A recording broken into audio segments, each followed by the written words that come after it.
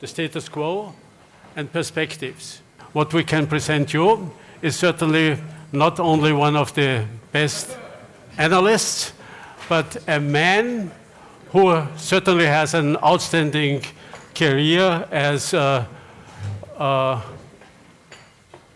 not only a colonel of the general staff, but also a doctor. He also has a doctorate of philosophy, has quite some international experience in the Balkans, Middle East, in Africa, is a chief instructor, has been a chief instructor at the Military Academy, was one of the people in Europe who wrote one of the first papers on war with drones, excellent paper, and has become probably the leading commentator on the war in Ukraine, not only in Austria, but almost in all of Europe. If you follow one of his programs, you can see his programs reach sometimes not only 500,000 people, but more than 1 million people, or maybe more than 2 million people, because he was one of the people from the beginning who not only presented facts in a perfect manner, but also tried to be at the point, to be very realistic, to divide between his own personal position and the facts on the ground. And this is what we are interested in now. Please welcome with me Markus Reisner.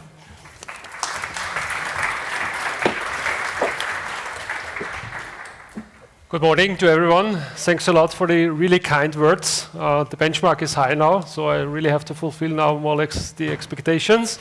I kindly would ask the organizers to show the presentation.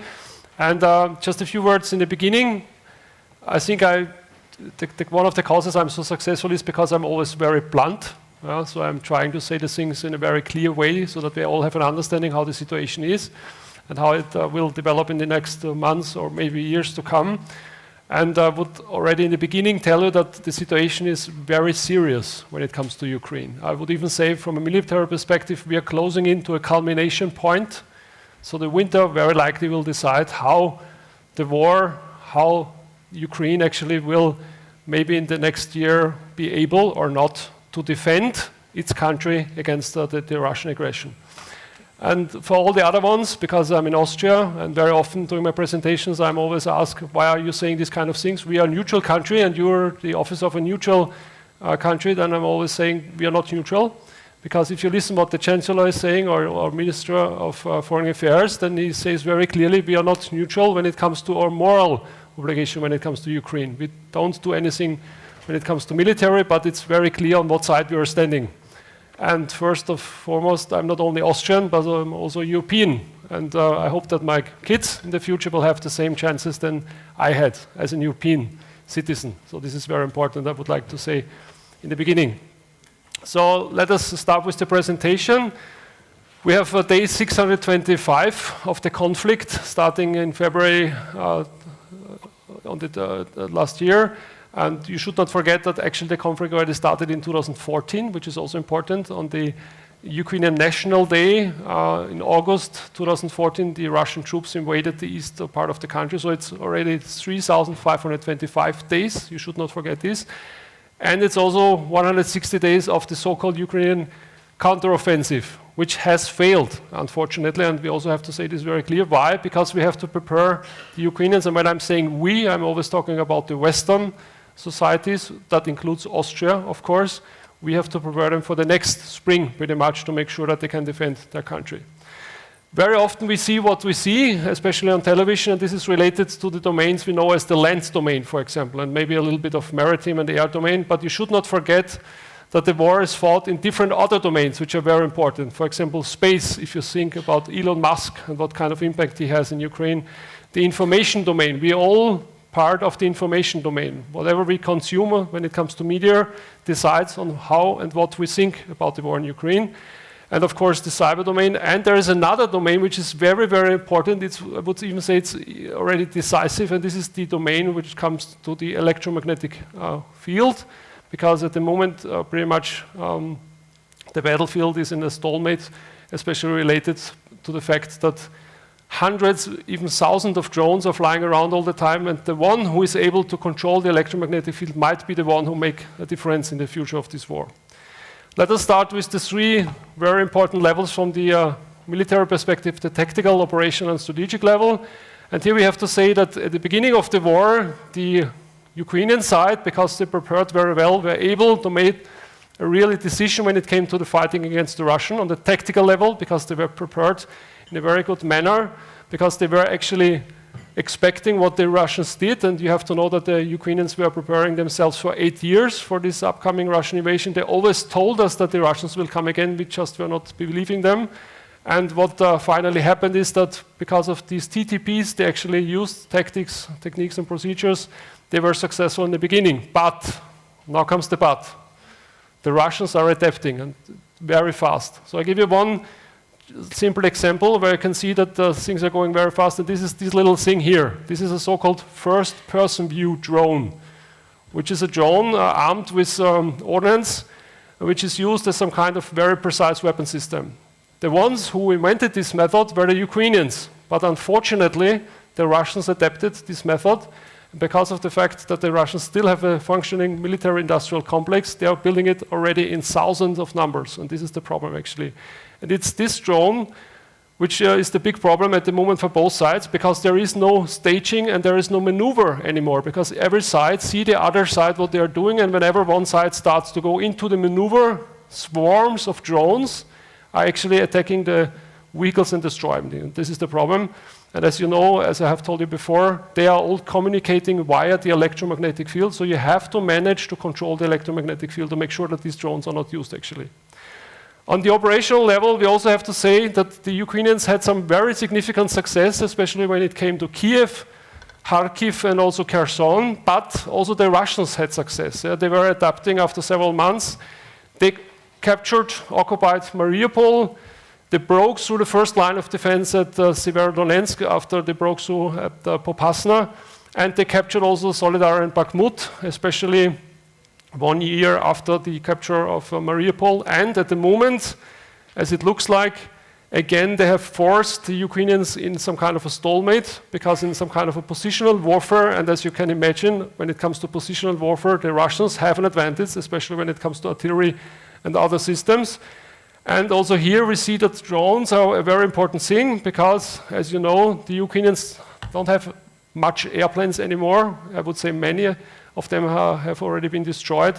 And the Russians already are able, deep behind Ukrainian lines, to find them, pinpoint them, and destroy them by using hunter-killer drone systems, more or less. So there is a hunter drone who is actually doing the reconnaissance, and then there's a killer drone, mainly it's a Lancet drone, who is able to destroy these single airplanes 160 kilometers behind Ukrainian lines. And that gives you a clear impression that we are missing something very important, and this is sufficient air defense systems, which of course are in Ukraine, but especially around the main capitals, but not along the front line, and especially not in these rear areas, which they have to secure if they would like to win the war.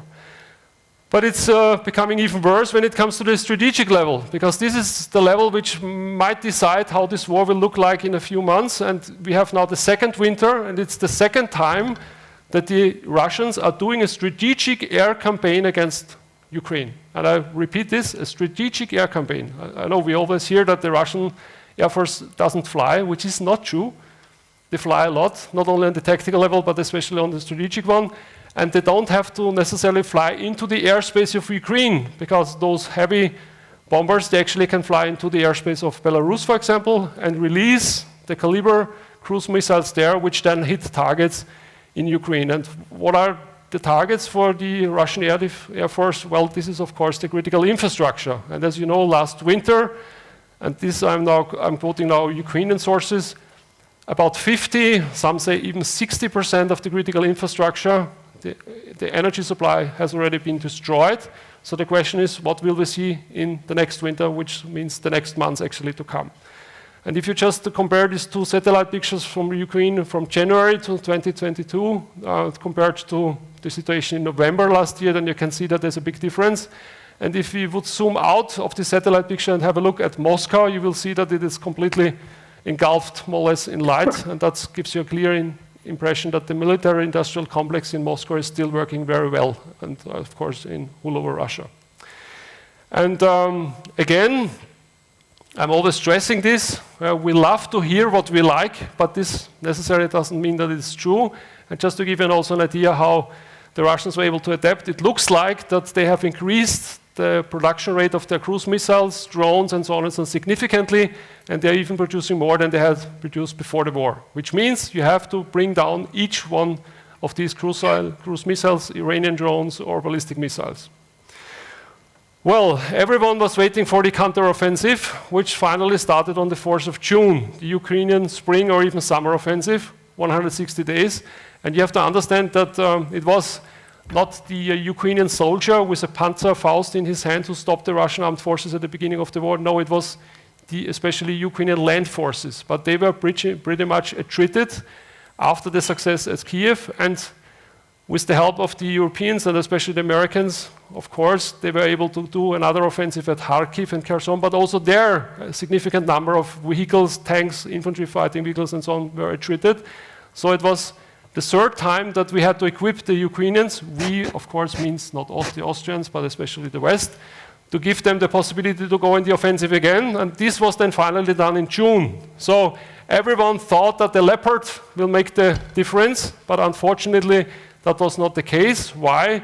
Because the Ukrainians were lacking a lot of different capabilities, which was clear from the military perspective in the beginning, and I was always stressing that at that time, but everyone was saying, no, no, no, Carl, you get it wrong. It's a question of moral.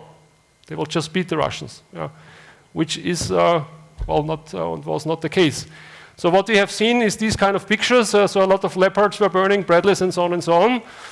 And the Russians came with those pictures compared to the same situation in the Second World War, where you had these burning Tiger tanks and things like that. So the moral was becoming better and better on the other side of the hill, I would say. So the Ukrainians changed their tactic. I'm always describing this a little bit by using a chessboard. So what they did before, they were going from one field to another one, which, as you can see, wasn't possible for them because they were actually trapped in a situation where they were shot at with anti-tank guided missiles, with first-person view drones, and so on, and especially artillery. So what they did is actually they tried to do it in a different way by forming small assault elements and by using the tree lines, so that the regions or the area in between the fields to attack forward. But this takes a lot of time. It's very attritional. That means a lot of losses, and is only going very, very slow. And this is the problem, pretty much. And this is actually why the situation is like it is. So the risk is that we have seen success on the battlefield, but if we don't help Ukraine even more than we did before, it will lose the war. And losing the war means that it will cease to exist as an own country. So the question, why is that? First of all, once again, because the Russians are adapting. And as you know, when it comes to weapon systems, and after nearly 20 months, you can already clearly see that the Ukrainians are always getting what they need to get back in a symmetric situation again. But they don't get what they need to become, or to make the situation asymmetric one, to corner the Russians. So it looks like that someone would like to avoid that the Russians are in a way cornered. And as we all know, I would say that's the country on the other side of the Atlantic Ocean, more or less, because no one knows what will happen if the Russians are cornered in a way. So what will they do? Because you always have to think we are more or less seeing a country here which has nuclear weapons, and we don't know will they use them or not. So what the Russians did, for example, they adapt in a very clever way the way they actually were using their bombs. So these kind of systems like we have seen here on the picture, and that made it possible for them, and is making it possible for them to increase even the use of their air force against the Ukrainian positions, especially against Ukrainian staging areas. And once again, when it comes to cruise missiles, just have a look at the number in the middle. So we are closing into 6,000 cruise missiles of different types used. That is a number which is unbelievable. And just remember that in March, so 1 month after the beginning of the war, we were already told, well, there's not much left in the Russian arsenals, which, as you can see, was not true. And it doesn't matter if you shoot down 8 or 9 of 10 missiles, because if the one single one hits a transformer or whatever it is, or some industrial factory, then of course it has a huge impact and makes a difference. And once again, I would like to stress boiling the frog. They always get what they need, but not sufficient in a way. And you can very clearly see that when you look at the ATACMS, the Army Tactical Missile, which they just recently got. They got the earliest version, the M39. The good thing is it's working without GPS, because the Russians are already very good in GPS jamming. So this is why it was actually this system, but the number was very low. So there is a military principle, and this is the principle of mass or saturation. So it's not only to use 20 of these ATACMS, you have to use 100 or 150 at the same time, and that makes a difference. That would actually make the difference the Ukrainians desire, but this is not possible because the number is so limited. And as I hope you all have seen, the General Zaluzhny just recently gave not only one interview, but he said very clearly, situation is very harsh. There is not this nice, deep and beautiful offensive you all have more or less hoped it was not the case. And the situation is becoming really, really stressful. And just remember the situation I have told you before. Now it's the time that we have to equip the Ukrainians again for the next offensive. So the Ukrainians are at the moment trying to build up 5 new brigades, the 150th, the 154th Brigade, and that means they need at least 150 tanks, 300 infantry fighting vehicles, and at least 200 to 300 artillery pieces. So where is this equipment coming from? From Europe? Or is it the United States, as usual, who will like to help us? The United States, who is a little bit more or less in stress when it comes to the situation in Israel, when you look at the situation at the moment. And that gives us the clear impression that we are not only in a crisis in Europe, but we are already in a polycrisis, because there are multiple crises all over the world, and it looks like that the US will not help us in a way that we all have desired. So I think it's the time now for the Europeans to understand that it is on us to make the difference or not. And this is a very important message I have for you, because if we don't do this, then we might be in trouble in the next years to come. And it's not about the situation between Russia and Ukraine, it's about the situation of the global north versus the global south already. So my last slide is a clear message to you, referring to the last Joint Chief of Staff, General Milley, who just recently retired. And he said, it's not over yet, and it will take a lot of time to make sure that the Ukrainians are able to defend their country, and that Russia will stop the war of aggression against Ukraine. Thanks a lot.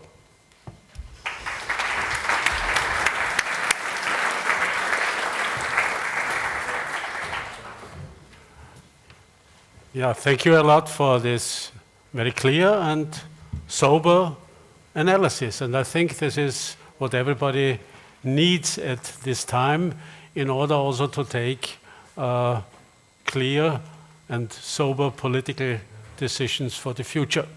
When we are now speaking about the status quo and perspectives, maybe let us go not in the final questions, but first of all, let us look a little bit at the situation, what will come next in the coming months.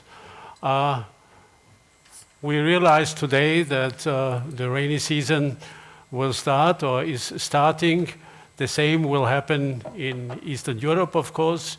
The consequence will be forest, will be a terrain that is very hard to be used for military uses. And winter will last, let me say, round about at the end of February, maybe March. So far, what would be your perspective for the coming months? Well, what you are referring to is the so-called Rasputitsa. So everyone who is a little bit familiar with the eastern regions of Europe know that the Rasputitsa is happening twice. So one time in autumn and the second time in spring. And that means that pretty much the landscape is pretty much completely muddy and you're not able to maneuver with especially heavy equipment. And this, of course, has started now in Ukraine. So what we see at the moment is that there is no real maneuver possible. which is already a problem because I have told you that all these drones are working on the maneuver elements in case of they're starting to do something like we have seen in to the north of Melitopol, Mariupol, and of course also on the Russian side at Avdiivka, for example. So what we will see in the next months is, especially from the Russian side, that they will try to make use of the situation at the moment. And you have to understand, one of the things why the Russians are so aggressive at the moment is because they think they are already at the sea-low heights. What do I mean with the sea-low heights? They think they are closing into Berlin because they recognize that the West is more or less hesitating in doing what they do because the Americans are more or less concentrated on Israel. They try to consolidate the situation in Ukraine, and the Russians are thinking, okay, this is now the chance, and we have to make sure that this will work in our way. So on the one side, you have significant losses from the Russian side, but those losses are more or less for them not a problem, I would say, because they have enough, while the Ukrainians are struggling because they have to send their reserves like fire brigades from one spot to another one. So the Russians do the same what they did last winter. They try to attrit the Ukrainians by just consuming their reserves. And I give you just one example, the 47th Mech Brigade, that was the brigade which was used at the beginning of the offensive in June to the north of Tokmak, which is to the north of Melitopol, one of the brigades of the offensive, and that reserve element now was actually sent to Avdiivka to make sure that the Russians are not able to successfully counterattack there. But that gives you an idea that the Russians are forcing the Ukrainians to sending their reserves up in force, more or less, to attrit them, more or less. So. And we have the situation that the Ukrainians are more or less still in the open, in the trenches. So the desired end state, at least reach Tokmak, which is a bigger city, and to prepare themselves for the winter wasn't able to them to do so. So that means now when the weather is actually becoming very cold and very wet, it's very difficult more or less to, how should I say, survive these kind of situations in just the open trenches. So we will see that both sides are consolidating. The Russians will try to put pressure on the Ukrainians. The Ukrainians will try to come up with new reserves, and everyone is looking for the spring for the next offensive, which is historically always the same. Because in these regions there's always a spring offensive, there's always a summer offensive, maybe an autumn offensive, but very seldom there is a winter offensive. Okay. Yeah, if we look at the military situation, there are more or less 3 regions that are occupied by Russian forces. This is the Donbas region with Donetsk and Luhansk, already since 2015, 2016. And we have Crimea as a second one. And we have in between the part of 2 oblasts, Kherson and Zaporizhia, more or less the link between the Donbas and Crimea. So far, what is the chance, if you are looking at in a regional view, if you are looking at the situation, is there a chance, whatever, to overtake Crimea? Is there a chance for the Ukrainians, or what would they need in order to do so? Is there a chance really to enter the Donbas again? Is there a better chance, maybe still alive, to overtake the oblasts of Zaporizhia and Kherson, this piece in between? So from a military perspective, you have the term center of gravity. So the center of gravity defines more or less those assets. You really have to make sure that these are working, because if you would like to win a war, you have to make sure that your center of gravity still functions in a way. Yeah? This is, for example, it could be the industrial production capacity of your country, it could be the will or the moral of the people, and so on and so on. And if you compare these 2 countries, then we can see very clearly that the Russian center of gravity is more or less the will of the people still to act in accordance with the will of the Russian president. And this is still the case. On the other side, the Ukrainian center of gravity is the assistance of the West to Ukraine. As long as the West gives Ukraine what they need, they can fight this war. And as long as they have, of course, soldiers to do so. So now comes the problem. The West is giving a lot to Ukraine, but not enough to make a difference, as I have told you before with this symmetric and asymmetric situation. Now, and when you look at the offensive the Ukrainians did in summer, that was a very well-developed idea. Why? Because the idea was to attack the forward lines of the Russians, to have some tactical success there, to have an operational breakthrough to the Azov Sea, to split the regions, and to have the strategic effect that the Russians are not able to supply, especially Crimea and Kherson and Zaporozhye anymore, and maybe to force them to the negotiation table. But that was not possible. This is the problem, actually. Yeah. There was a lot of discussion whether the Ukrainians doing it right or not. General solution is that very clearly, we are the ones who are fighting this war. We have a clear understanding of what's going on, and I don't have an air force which I can use like you normally use when it comes to war fighting in the West. So the idea was a good one, but actually because of these missing capabilities and because of the fact that the Russians were preparing themselves very good, especially in the Zaporozhye region, it was no success finally. But the idea is still the same. So the way to Crimea somehow goes via the Azov Sea. Why? Because you have to cut physically not only the supply line via the bridge over the Strait of Kerch, but also the landline of communication which are going from the southeast and northeast, means from the east of Ukraine down to Crimea. And as long as this is not possible, the Russians will have enough and sufficient supplies to force the Ukrainians to fight this war of attrition. Yeah, I mean, if we look at the situation and how difficult it is, and if you try, now to maybe look a little bit also at the political perspective, what will be the consequences out of it, not only in Washington or in Moscow due to presidential elections to come. So far, you easily can predict that probably that before the American elections, the American interest to fight a harsh war, another one probably is not strengthening. On the other hand, you probably will have to be aware that before the presidential election in Russia, Putin will not even present a finger or a piece of a finger.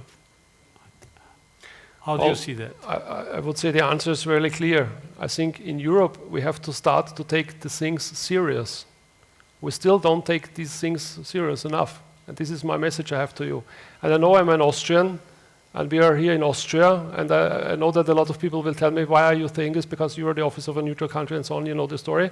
But the thing is, what we are at the moment see is history in the making. We have one crisis, we have a second one, we have a conflict, we have a war, and everything is interacting.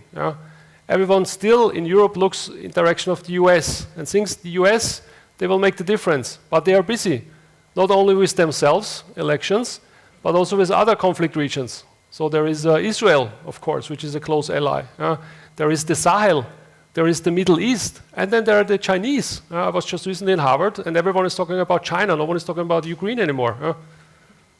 So it's on us to decide the fate of Europe in the next years. There is no one else who will help us with that. And Ukraine is one of the starting points where we can actually see if this European idea will work, finally, for the good sake of our children or not. Yeah. The question sometimes goes, where is Western or European war doctrine or something like that? What is more or less the minimum goal Europe or the Western world wants to reach? What is, of course, maximum goal would be to overtake the whole territory and also to limit Russia to a power that cannot be aggressive anymore against anybody in its immediate neighborhood. Okay, so if we look at that, and if you maybe are discussing also about the fact that you say, okay, Crimea and the Donbass was already occupied by the Russians for now already 7 or 8 years. What really has to be a lesson for the Russians, even when the Europeans did against their morals, more or less accept, the occupation from from Crimea and Donbass a few years ago. The lesson must be this was the very end and nothing should go beyond so far.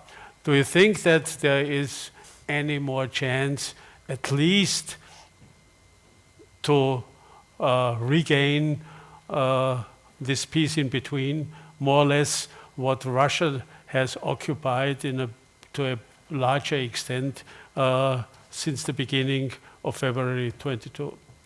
Well, if I would give you here a right answer, then I guess I would not sit here more or less. I would be booked for Silicon Valley, whatever it is. The situation is we're still not, we still haven't understood actually what's going on. So when you ask me about the military and what kind of doctrine we had in Europe in the last 20 years, then I think it was the doctrine of Francis Fukuyama, the end of history, and the wind of change of the Scorpions.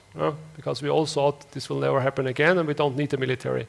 And it doesn't matter if someone comes now and tells me, okay, why haven't we done this and this? Because no one was actually really believing that this will happen, but it happened. As an historian, I can tell you historians have the bad habit to tell you things in a way that you think it was clear from the beginning. It was not clear. No one knew in 1918 that there will be even worse war 21 years later. No one knew at the end of 1945 that the UN Charter, which we all decided finally to work with, will not work in the year 2023 and 4 and so on and so on. So actually, as I said, history in the making.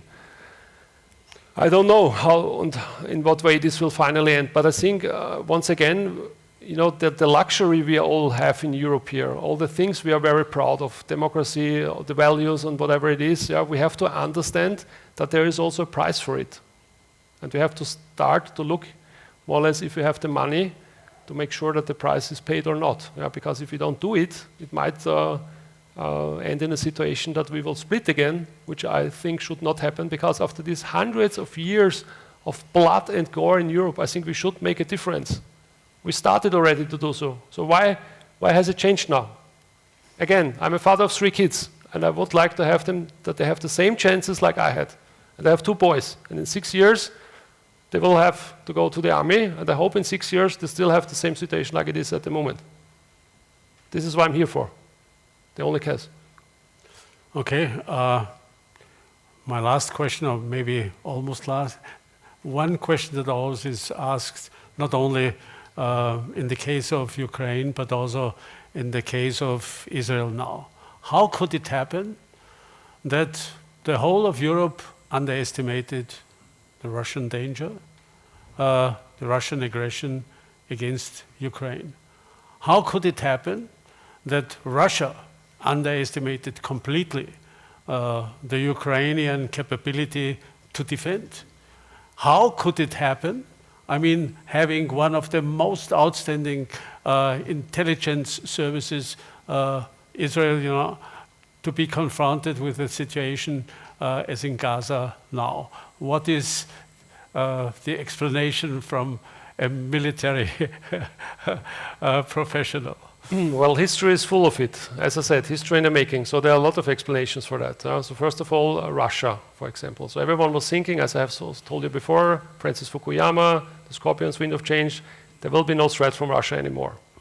And I think there was some kind of strategic break after the 90s in the Russian society until the moment Putin arrived and told them again, I will make sure that we are on the same level like the others, like we had the situation before. And that's what started. So Russia started to play Risk with us. You know all the game Risk, I guess? Yeah? So you play little soldiers somewhere around the world, but you haven't recognized that this was going on, for example. So we are looking in Ukraine, for example, but we haven't seen at the moment or recognized that Russia at the same time have placed a lot of soldiers in Africa, for example. When you look at the Sahel, Wagner, the French are gone. Even the Americans are gone, more or less. Yeah? So if you control the Sahel, you pretty much control the south of Africa. Migration is a topic, and so on. So this is the situation which we have, actually. Yeah? And when it comes to situations like we have seen in Israel, I mean, I only can tell you what I know, and which is more or less open source intelligence.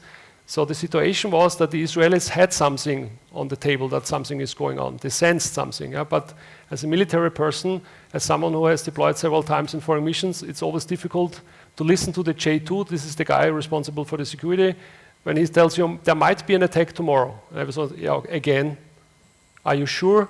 I mean, honestly, you're telling us this already since months, for example. Yeah? So what they did is actually, of course, they made sure that there is some kind of awareness, but they were overwhelmed with what happened. And this is what defines military success in history. So what happened actually? The Hamas, over months, dug underneath, more or less, caves and tunnels close to the main electricity hubs along the border. They cut those hubs, those cables, and the Ukrainians, the Israelis had the problem, they were pretty much blinded for several hours. And then it was like the bees. They were just flying out in huge numbers and were starting to kill everyone they actually observed in a very brutal way. We should not forget this, by the way. Yeah? And it just happened. Yeah? And we have to accept this. This is like a wars are decided more or less. If it's Pearl Harbor or other situations, everyone is asking, how could this be possible? Because it was just done. No one was expecting this, as usual. And just maybe Afghanistan, I think there are even similarities between Afghanistan and Ukraine, because if you remember it right, the American intelligence services told us that the Afghan army will stand against the Taliban. Everyone was saying, well done. I mean, you have invested a lot of money in the Afghan armed forces, they will do so. 72 hours. And then Kabul was gone. No one is talking about this anymore, but it is like it is. Yeah? Okay. And when you look at Ukraine, same situation. Yeah? The Russian intelligence services told the president, don't care about the Ukrainians, we will manage. Yeah? Different was the case. Yeah? You mentioned already the Chief of the General Staff of Ukraine, Solutionist report just a few days ago. I mean, taking this as a more or less general report on the needs, what do you think will be decisive when you mention that Ukraine needs now the backing of Europe more than ever? What does Ukraine really need? So I think General Solutionist was very honest. He said very clear what they need, and this is ongoing support from the West, whatever this means in detail. When it comes to military stuff, of course, a certain number of certain weapons, for example, but also when you look in a strategic way on the battlefield, things like you are able to dominate the electromagnetic field, for example, to make sure that these Russian drones are not flying anymore and things like that. I would say the word you should take with you is support. If there is no support, Ukraine will not manage. Okay. Just a big, big applause. Thanks a lot.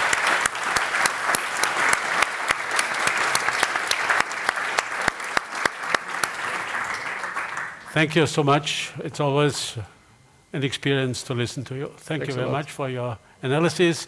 And now I hand over.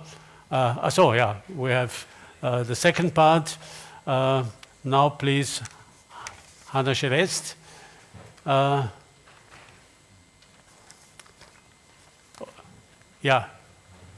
She will contribute on by video.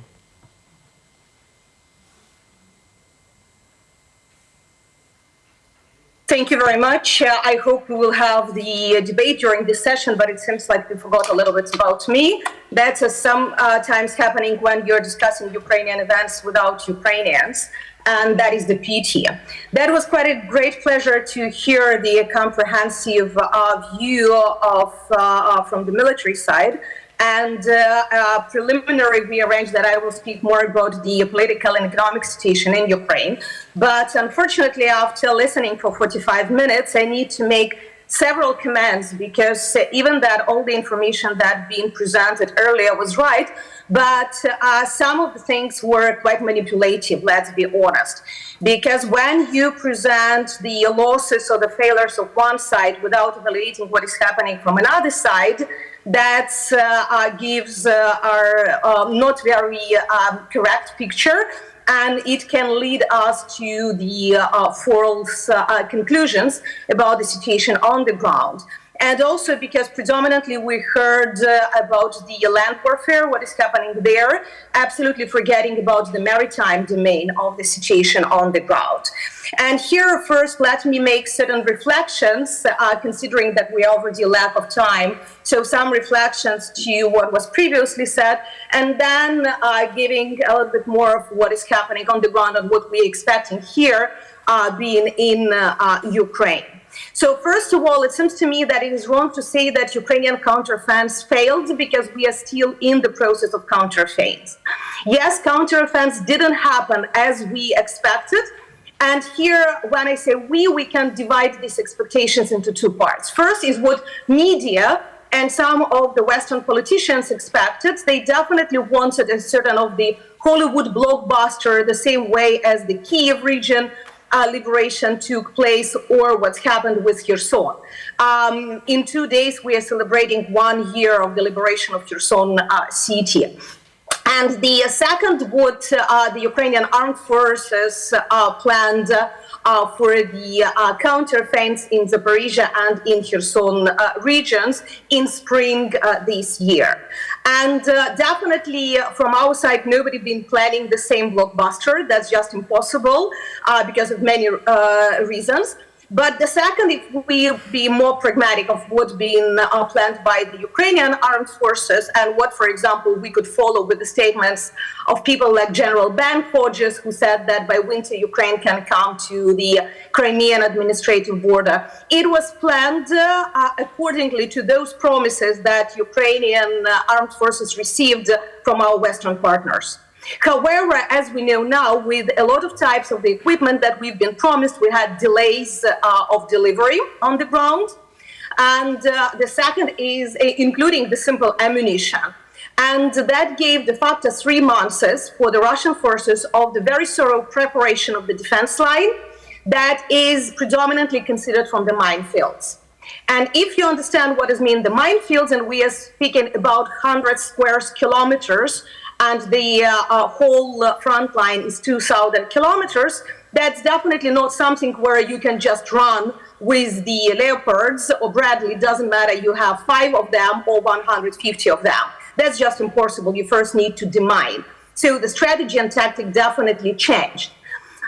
But when you speak about the counteroffense, you need to understand 3 things. First, that we clearly need to divide the eastern flank and the southern flank, because the dynamics are different.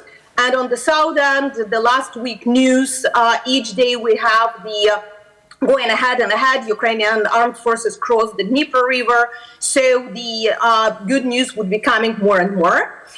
The second, when you speak about the East, we understand clearly that our task is not only to defend those lands that are currently under the control of the Ukrainian armed forces, but also to lead to the situation when Russia will lose as much as possible of their personnel and equipment.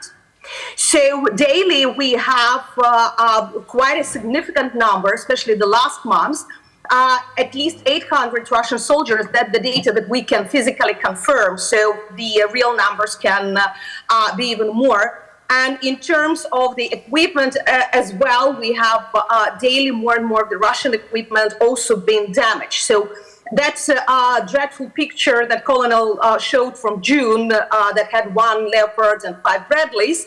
That's nice, very good for the media headlines.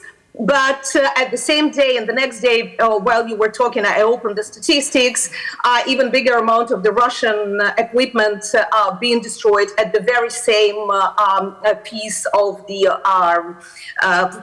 fight that's been happening. And we already have currently, like the statistics from today, when you have more than 10,000 Russian armored personnel vehicles being destroyed, more than 5,000 Russian tanks being destroyed, 322 Russian airplanes being destroyed, not speaking about all other types of the equipment. That means that Russia is losing it as well. And here in terms of the comparing, we always should show the numbers from 2 sides, not only what Ukraine is losing, but in terms of personnel, we have at least 1 to 5 because of the different reasons that we can go more in detail.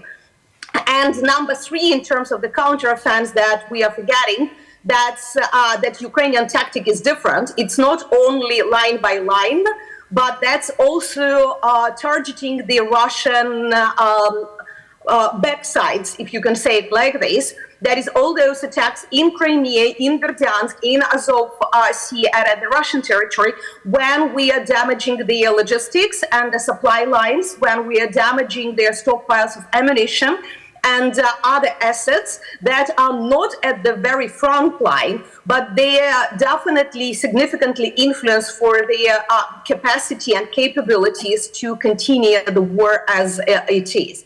And here, ATACMS, it has changed. When ATACMS targeted Berdyansk, you can see the, or Kerch, you see the actual results. When Russia already lost 20 ships without any real maritime battles, and just this morning, Russia lost 2 additional ships where Ukraine used the maritime drones. And we need to speak not only about the aerial drones that changed the war in the beginning, and now it is becoming more difficult from 2 sides to use them, but what Russians don't have as the capabilities and what Ukrainians are using quite ineffective and is increasing capabilities, it is the marine drones.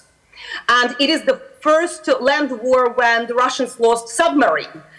So that's definitely give us a little bit different perspective of what is happening on the ground. Even that, yes, the situation is becoming more difficult. We understand it perfectly. And here we are coming to the second remark. First about the Rasputitsa, that's quite a theoretical statement.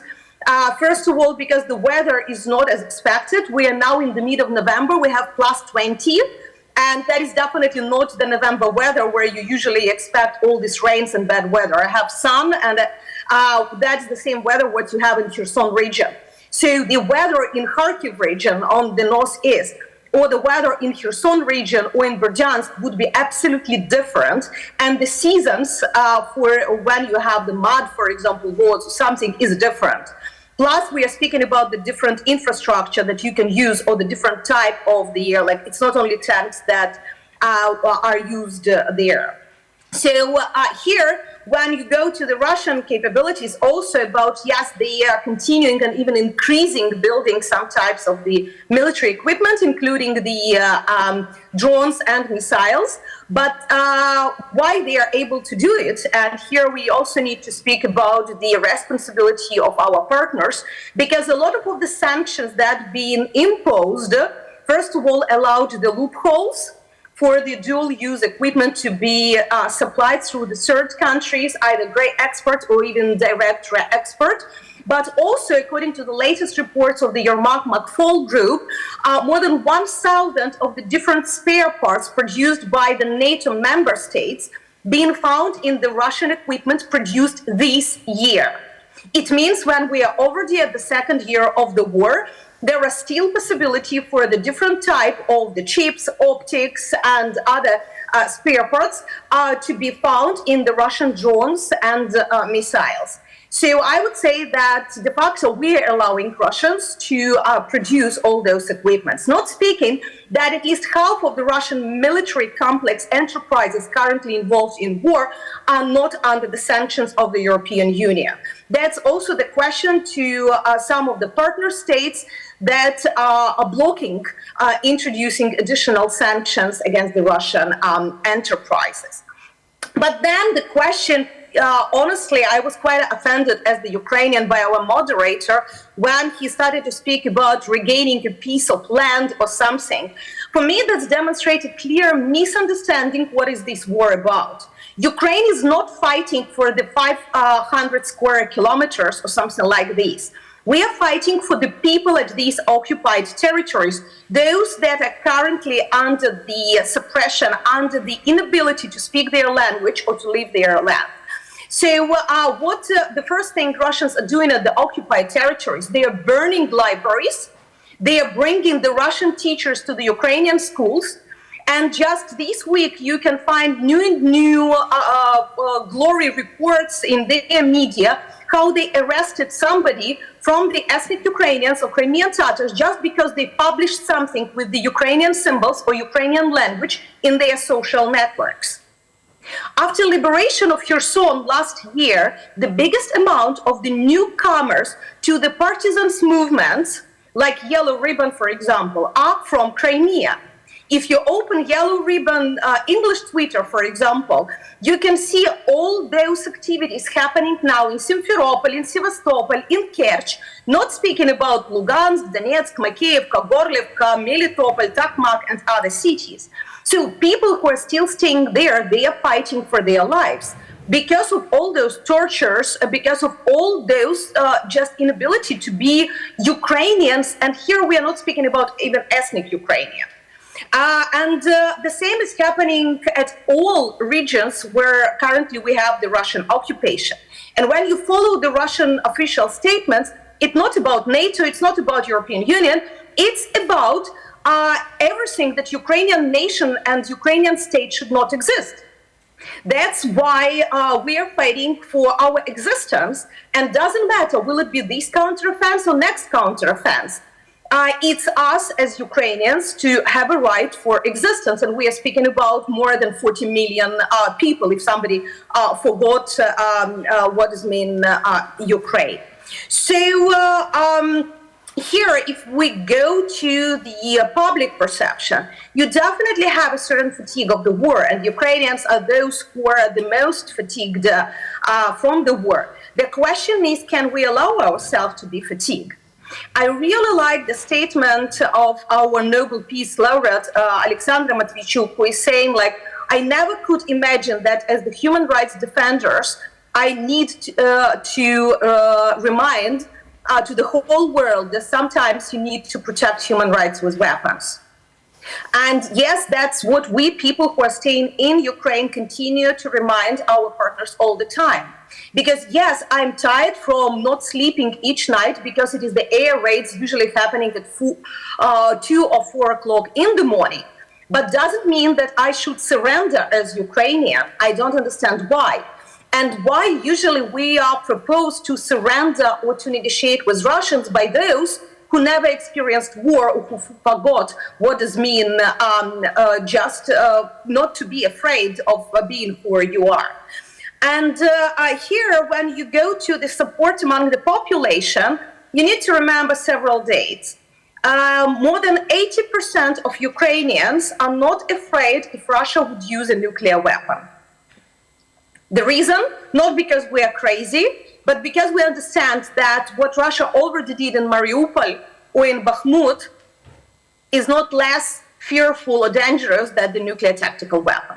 The second, we understand that a lot of the statements from the Russian Federation are more about frightening us and even more our partners to push us to sit at the negotiation table rather than really being able to use it. The second, we are speaking that more than 70% of the Ukrainians are participating in any type of the humanitarian or volunteering activities. It can be a physical activity or it can be just the donation to the armed forces of Ukraine. And when you have these amounts gathered by the population of Ukraine, you definitely understand the level of support and trust in the Ukrainian armed forces. According to the latest data, the most trusted institution in Ukraine are armed forces. And that's to whom Ukrainians believe and trust their future. There are even jokes. We are going in pyjama to sleep in the night because we trust in our air forces and air defense. But then what we definitely expect for this autumn, we expect that Russians, understanding that they cannot gain anything at the front line, at the physical front line, they would try to damage again Ukrainian energy system and economy, so to break the resilience of the society. But here, when you just speak that air defense is not sufficient, the classical air defense system, it is very good against the missiles.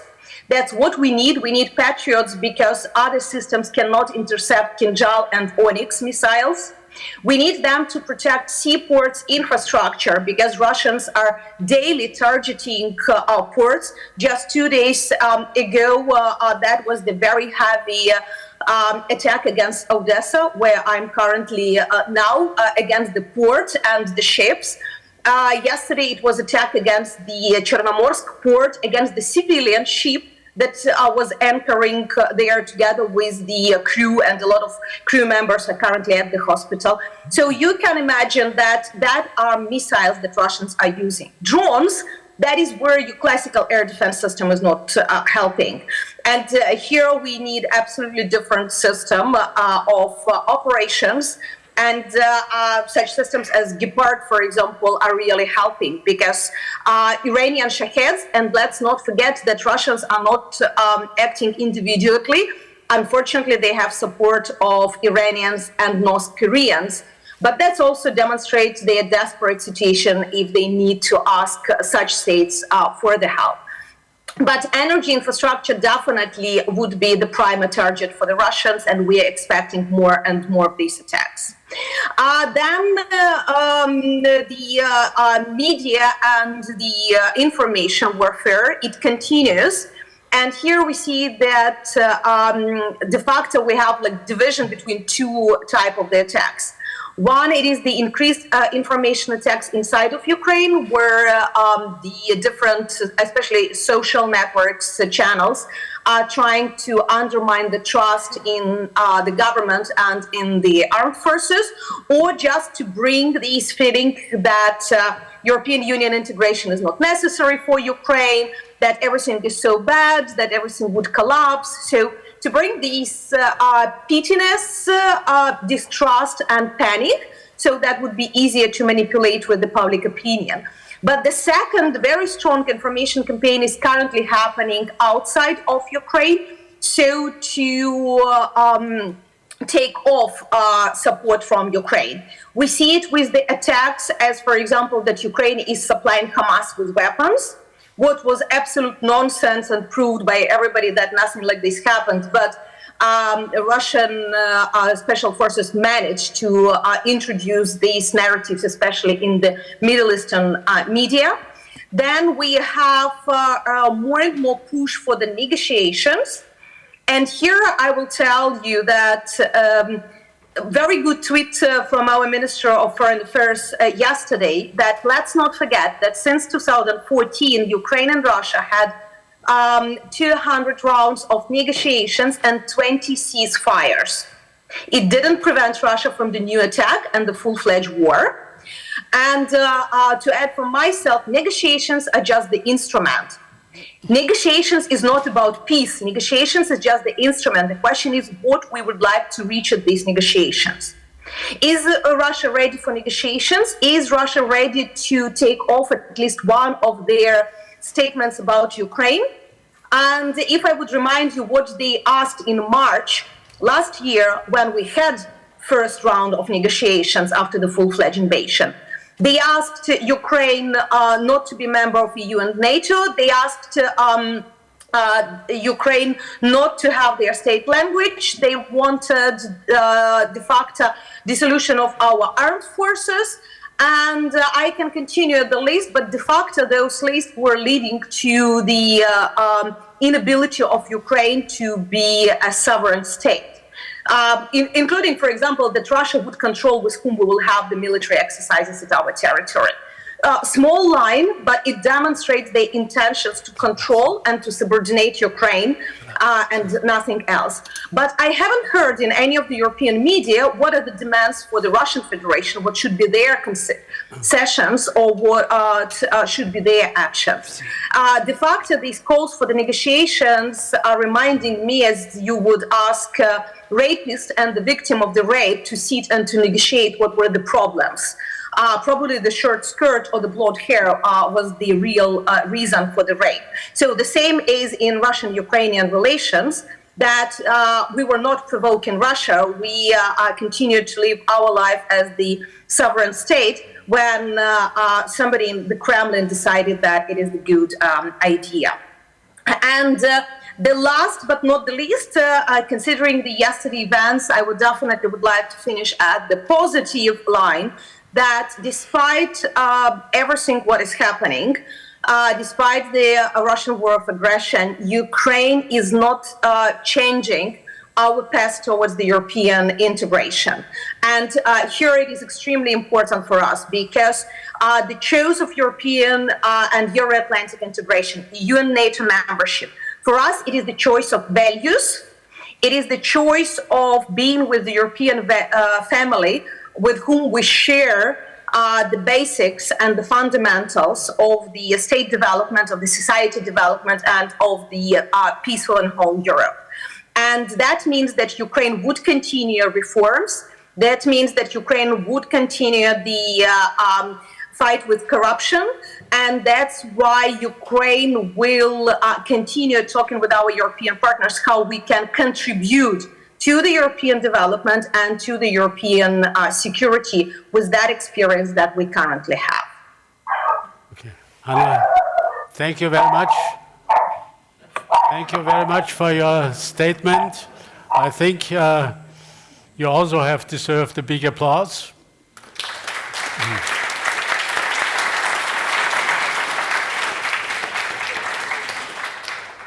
You certainly gave an impressive, really impressive lecture for everybody to understand a little better this enormous Ukrainian will to defend its people, its country.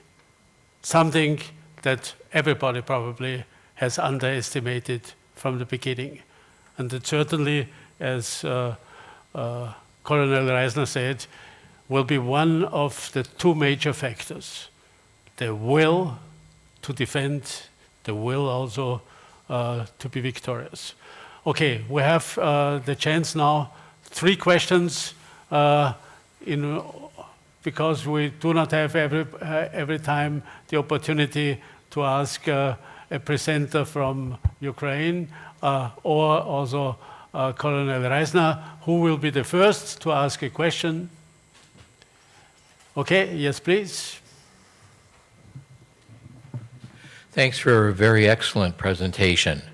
What effect has what's going on with Wagner Group impacted the war, and how do you see that playing out in the future? Thank you very much. Thank you. Next one. Anyone? Yeah, over here. Yeah, thank you. A quick question, Colonel Reisner, from a military perspective. Can you share your opinion on what's currently going on the left side of the Dnipro in the area of Krinky, and what positive, like a best case scenario thinking, what positive kind of military impact could an amassment of a crossing have there, kind of like in the left Russian flank on the south, so to speak? Thanks. Thank you. Third one. Yes, please. Krachenberg. I have a question about the capacity for this winter compared to last year for civil installations and energy installations, first of all. So, thank you. Okay. Okay, thank you. So maybe, Hanna, if you start with the answering, and then Colonel. Thank you. I will go from the simple question about the energy. Ukraine reconstructed most of the damages that happened last year. However, there were several issues that we need to consider. First, because the Zaporizhzhia nuclear power plant is still under the occupation, so the energy system is partially lacking what being produced by these biggest European nuclear power plants. However, the good thing that Ukrainian energy system is differentiated between the nuclear power, coal power, gas power, so the system can compensate in case the difficulties.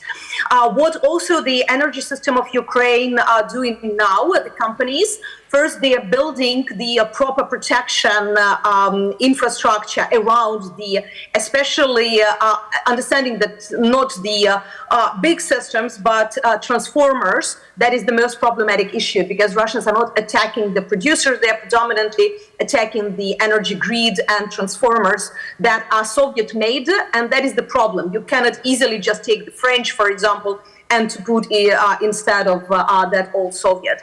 But the third thing is that understanding that Russians last year targeted the stockpiles of the repair material for the energy infrastructure. So this time, the biggest energy company bought already what they may need, what they expect, but decided to put it in the stockpiles in the European countries, just at the border. So in case of any significant attack, it will be quick delivery of just what is needed, but not to give the Russian Federation the additional targets at the territory of Ukraine that they can desire to attack. I hope that Colonel will also speak about the Wagner Group, but a small comment from my side.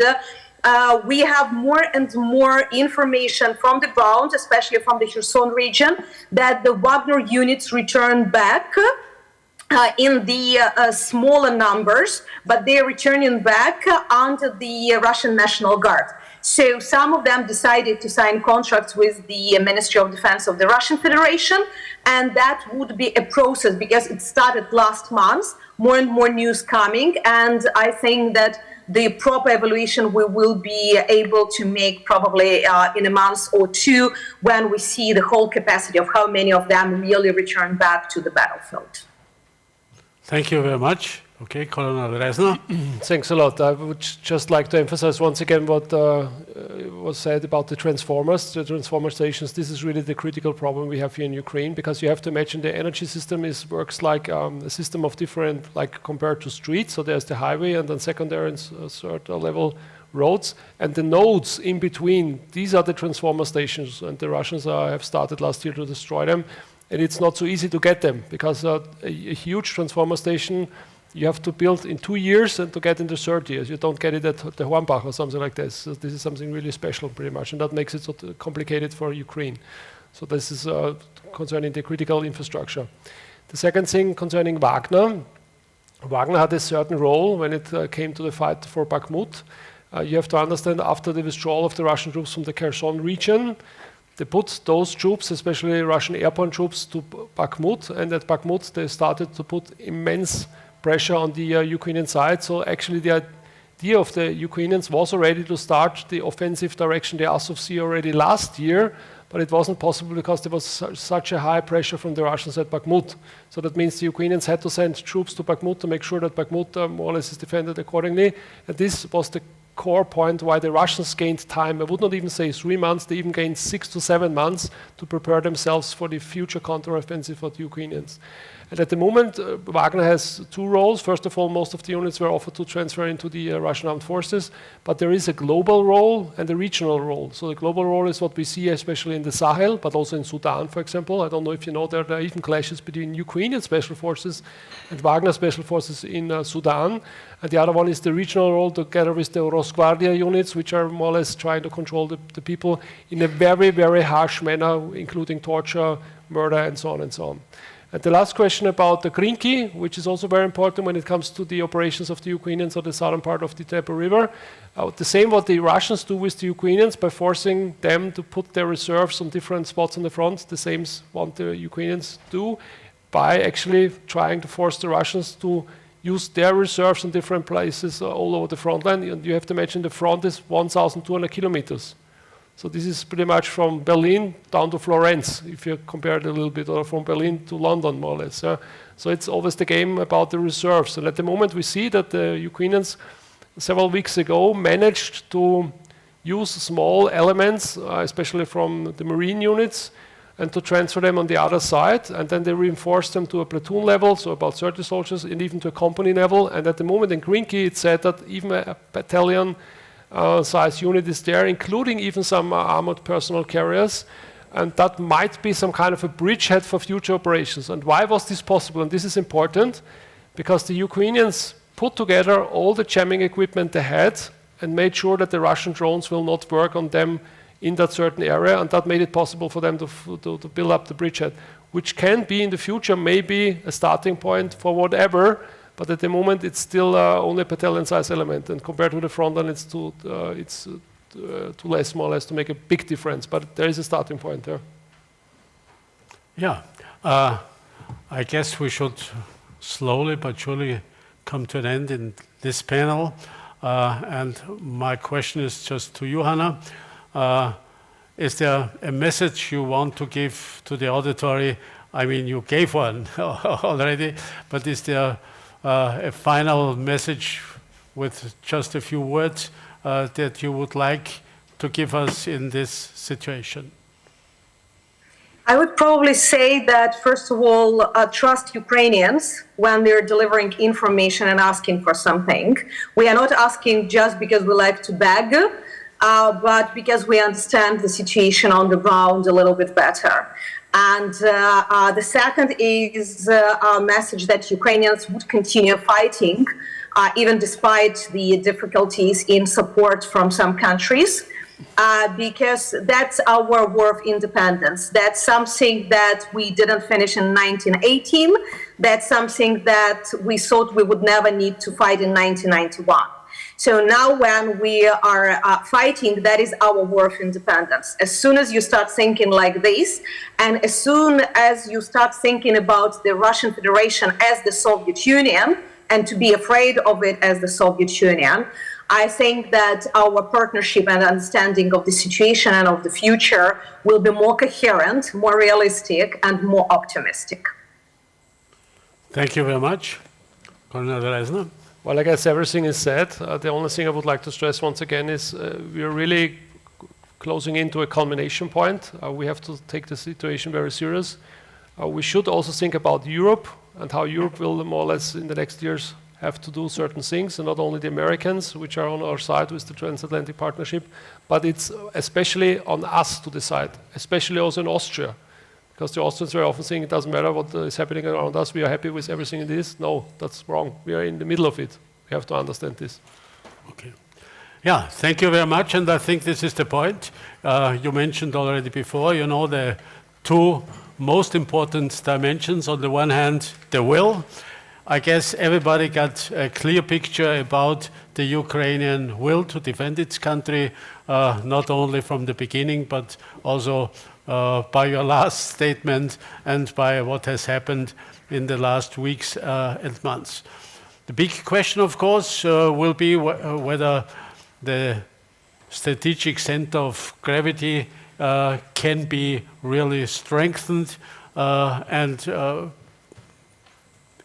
to such an extent that you really can reach your goals. And it was mentioned from your side and also from Colonel Reisner's side that certainly this is the hour that Europe is challenged to respond in a way that never has existed before. And this also will lead us to our next panel, where we'll be talking about challenges for European security and defense policy. And we also want to give a clear picture, not just an idea what will be in the papers, but what is in reality. I really want to thank you, Hanna, for your contribution, for being ready, you know, to be together with us, even if it was not possible to do it personally, physically, you know. And especially I also want to thank Colonel Reisner for his presentation and for giving us a clear picture what is going on. I think what we really have to do is to be realistic. One of the sentences I probably use most is, never underestimate your enemy. Never underestimate your enemy. And if you follow this principle and you try to do everything that this situation cannot happen, then you can and you probably will be successful. In this sense, I want to thank you. A big, big hand for our two presenters.